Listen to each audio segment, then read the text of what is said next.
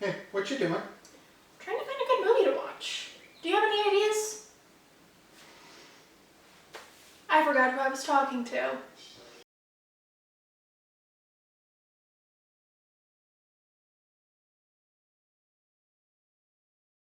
Greetings and welcome to another episode of Catholicism and Coffee. I am Stephen Kaczynski. I am Beth Kaczynski. We talk about Catholicism, all things Catholic, and enjoy some great brews. Today we're going to be talking about the 7 movies that Catholics should watch.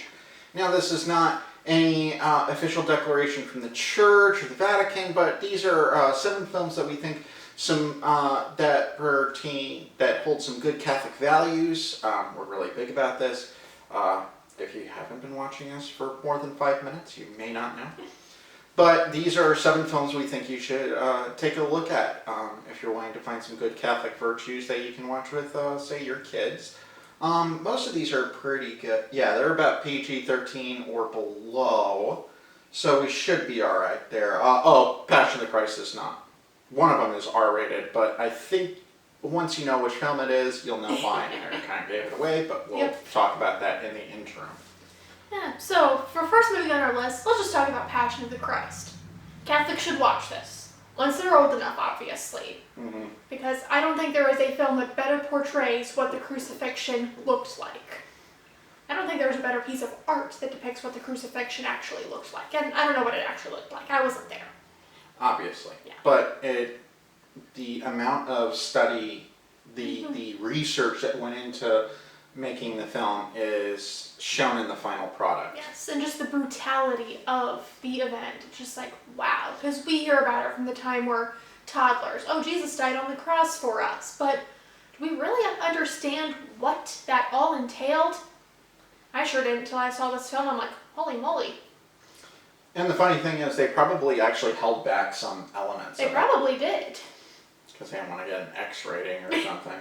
Yes, well, there's only so much you can do without actually killing somebody, which, even though art imitates life, let's not do that. Yeah, and Jim Caviezel almost died twice while he suffered enough. Yeah, let's not put him through more pain. Another film on our list, which is funny enough in our film course, we'll talk about that at the end here, is the movie Doubt. I mean, yes, it's a Catholic school setting, but you could switch it out for a number of things. You could have a high school swim coach or something like that, instead of a priest who's accused of molestation. You have a battle-hardened principal who happens to be a nun in this film, but could be, just a strong female presence principal. You could change the setting to today instead of the early 60s. So why should Catholics watch this besides, it takes place in a Catholic parish and school? Because that doesn't seem to be the driving reason for why Catholics should watch it. The danger of gossip. The danger of making assumptions. The danger of coming to the worst case scenario. Now, you should be cautious, which that actually is talked about, but there's also, hey, what's really going on? Wanting to find the truth, not just be driven by an agenda. Yes. Now, do you think that it hammers the points home a little better because it's a priest and a nun in a Catholic school in question? It doesn't hurt. Yeah. But it does bring, the one thing that actually drives it home best is just the performances and the writing of the dialogue. Oh, absolutely. Because it actually comes across as sincere and authentic. Unlike a lot of films today, which they all sound the same. Written by 21st century millennials who don't know what they're talking about. Or they might be written by AI, who knows? The way I've seen some AI written things, yeah, it could be. Yes. Alright, shall we go on to our next movie? Yeah.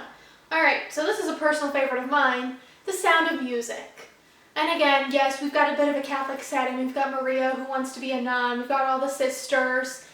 But this movie has a really good lesson about discerning God's call and following it, even when it's not what you expect. And We see some really beautiful Christian moments with Maria. We see her kneeling down and praying before bed and asking God to bless the captain's children and the captain and bless everyone at the abbey. And we see her trying to figure out, why am I being sent here to be a governess to 7 children? This isn't what I had planned, but God must have a plan for it. God has a reason. And then there's Reverend Mother with her beautiful song, Climb Every Mountain. Maybe a little partial to it because I sang it for solo contest way back in the day. But it's how we have to search for where God is calling us. Climb every mountain, search high and low, follow every path you know. It's not easy to discern God's call. And this movie really shows that, but also shows the importance and accepting when it's not what we expect. Yeah, I have personal experience with that. I thought for a while I was going to be a priest. I even went to a seminary retreat. A retreat at a seminary, and, well, obviously that didn't work out the way I planned, but that's all right. I'm glad it didn't work out. Yeah, that's not where I was called, obviously. So, I think we've beaten this one we've made the point here. Why don't you take the next movie as well? Okay. So the next one is Heaven is for Real. This one is also a book. And yes, the book is written by, I think he's a Baptist preacher, but it's about his son who dies and then goes to heaven and then comes back. And then they realize, oh, this little boy actually did go to heaven because he knew things that there was no other explanation for. It's like if you're a Christian or a believer and if you're struggling in faith or have ever struggled in faith or maybe never struggled in faith, this can just be such a reassurance that heaven is real. Because what better way to share that truth, to share that message than through a small, young, innocent child? God calls us to be like children. Yeah, I was going to make that point, but you beat me to it. But no, I haven't seen the film. I need to. But it's all in theaters, and yeah. I read the book. Yeah, so it's actually not the usual Catholic setting, but there are some good faith elements, at least from what you're telling me. Mm-hmm. And then the author in the book, I don't think this was mentioned in the movie, said he had Catholic friends who asked, oh, did the little boy see Mary? And then I think the little boy did have some visions or experiences with Mary, but mostly like he sat on Jesus' lap. He met the child who his mother miscarried. Mm-hmm. He met his grandfather or great-grandfather who died before he was born. Yeah. It's a really amazing story. Yeah. I've seen parts of it, and it looks good, but Yes. I just haven't sat down to watch it. But yeah, okay. Definitely want to look into. All right, why don't you take the next one? Oh boy. Well, this shouldn't surprise any Catholics who've been watching us for a while. Lord of the Rings, the live action from the early 2000s, directed by Peter Jackson. Extended edition is the proper way to watch them. So, these talk about following God's purpose. These actually do really good, and sometimes the weight of sin, which is the ring, was Tolkien's symbolism for sin and what it can turn us into. It can turn us into something so ugly and misformed and such that it just, we're unrecognizable with Smeagol and Gollum. And yeah, stepping up and serving others. Like you have two very different people in the film. You have, I can't remember his name, but Boromir's father, who's the steward of Gondor, who's very selfish and self-indulgent, whereas then you have the reluctant hero of Aragorn, who does not want the job. He's like, no, I'm a man, I'm weak, I could turn into like my ancestor. And then he finally accepts it because he's driven to do the right thing, and he goes selflessly into battle. Frodo, he's not wanting the job, but he's like, okay, I gotta do this because there's not really anyone else who can do it. And you have loving friendship with Samwise, and I could keep going on and on. I won't. But there's a lot of great Catholic themes in there, partly because it was written by a giant in the literary world and a giant in Catholicism of J.R.R. Tolkien. The professor, don't mess with him. He knows things. Yep. Someone tried to argue with him what the proper plurality of plural form of dwarves are, and he said, "My boy, I wrote the English dictionary. You don't get to tell me what to do." Nope. It's one of my favorite lines. I'm like, oh, don't mess with J.R.R. Nope. And it's a great inspirational story, and it gets dark, but it has a lot of good elements in it. It absolutely does. Okay. I'll take the next one too. Okay, you may as well. I would say the original Superman from 1978, directed by Richard Donner, starring Christopher Reeve. Now, some people are like, well, why a superhero film? Well, Superman, he is, by circumstances, chosen to be a light to humanity. Throughout the film, there's actually one part later in the movie, in the full cut, where Marlon Brando, who plays his father Jor-El, actually is sending him a message and tells him, "Hey, look, the humans are great people. They wish to be, but they just need a guiding light, and you can help be that light to shine the way." And there's a lot of original folks who believe that he was more of a Christ figure. There are some who believe he's a Mosaic figure to kind of lead them out of this darkness that they're living through. Is it corny? Yes, but the performances make it very authentic. It's very wholesome. You're going through the 70s, which were a little bit of a period of debauchery in certain instances. I mean, you had Saturday Night Fever and stuff like that, but you also had this film you had some elements, but but Superman himself and Clark Kent are just so earnest, and as I said, there's great performances, and Christopher Reeve is the gold standard for how you portray Superman, and a lot of people will continue to be like, oh, I need to believe that, is this guy, whoever the new Superman is going to be, whether it's Dean Cain or David Corenswet with the new film, which you can check out our review with Christopher Chance and I. Is he like Christopher Reeve? And that's the gold standard. And you should see the gold standard. Just as a movie person, but as a Catholic, there are a lot of elements of service and self-sacrifice, and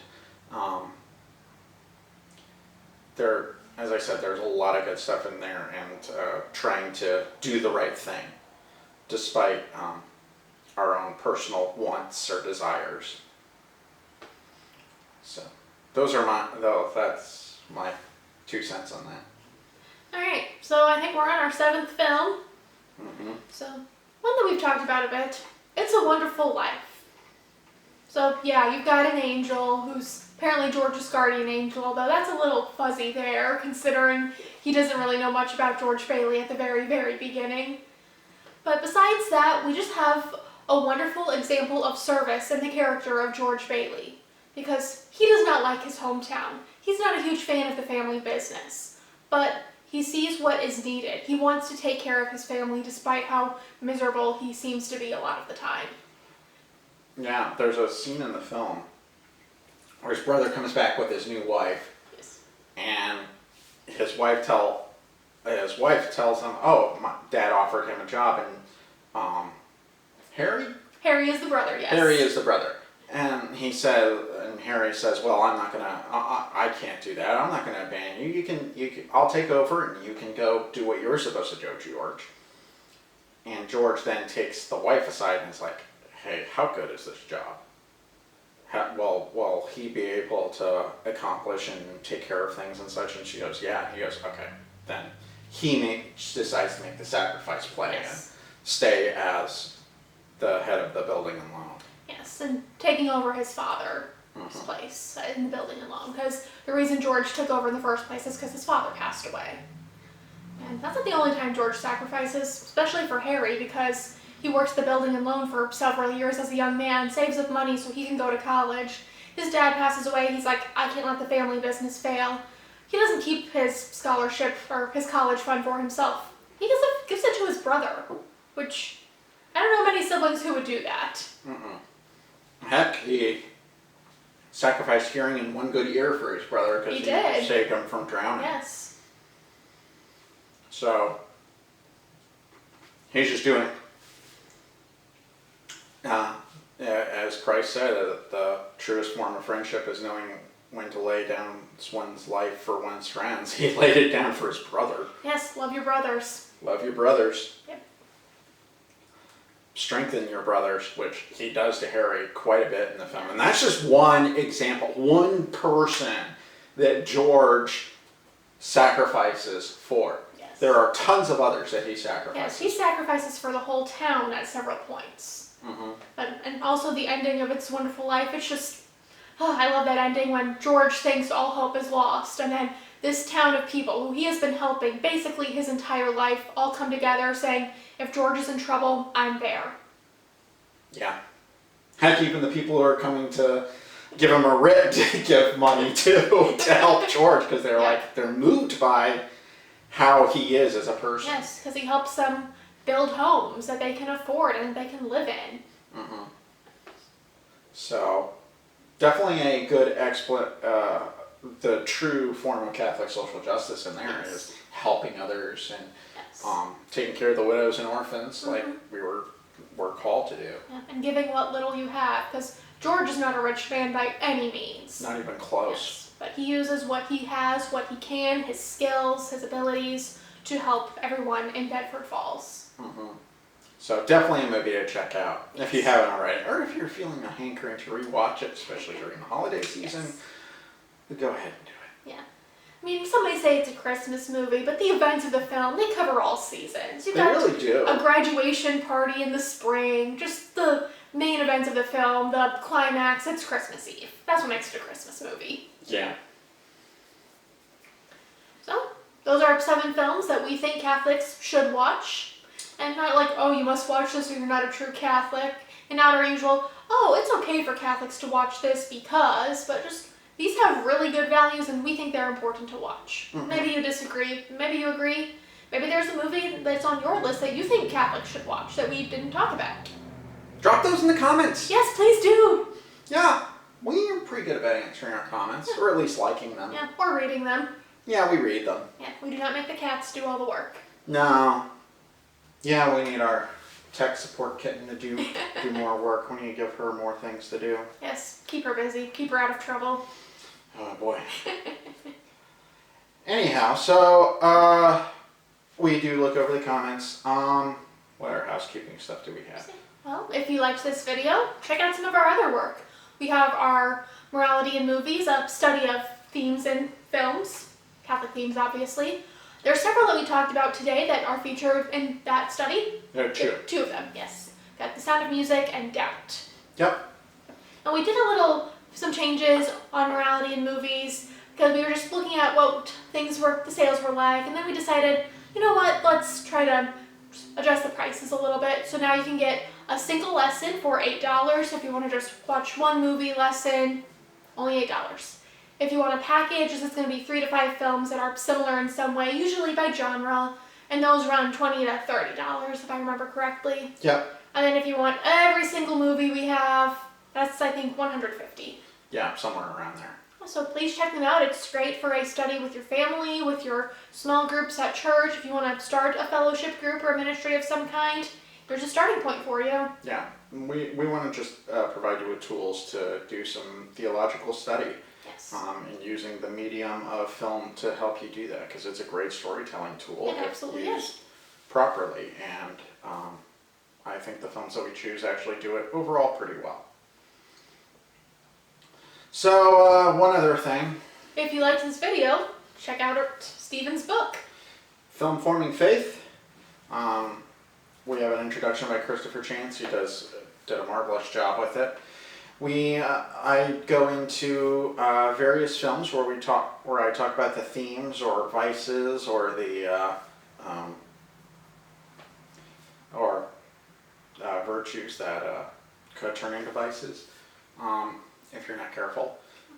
I talk about quite a few things in this book, and actually 2 of them were from films from today's episode, Passion of the Christ and It's a Wonderful Life. That'd be the first one and the last one. Yeah.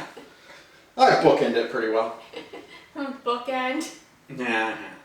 So It's a Wonderful Life is the last one. No, it's not here.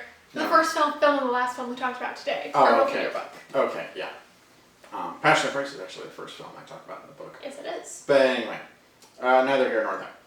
But definitely check that out. It's available on Amazon. We'll throw the link in there. You can check out our blog and other stuff on our website where you can get the Morality in Movies course as well. Study. As I said, we've got various tools to kind of help you navigate faith in the secular world, because there's that question of, how do I balance the two? Yeah, and it can be very challenging.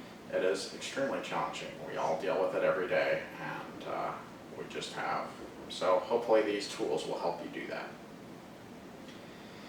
In the meantime, be bold, be brave, be courageous, enjoy your beverages. Yes. Pray for us, we pray for you. Yes, we do. God bless. God bless.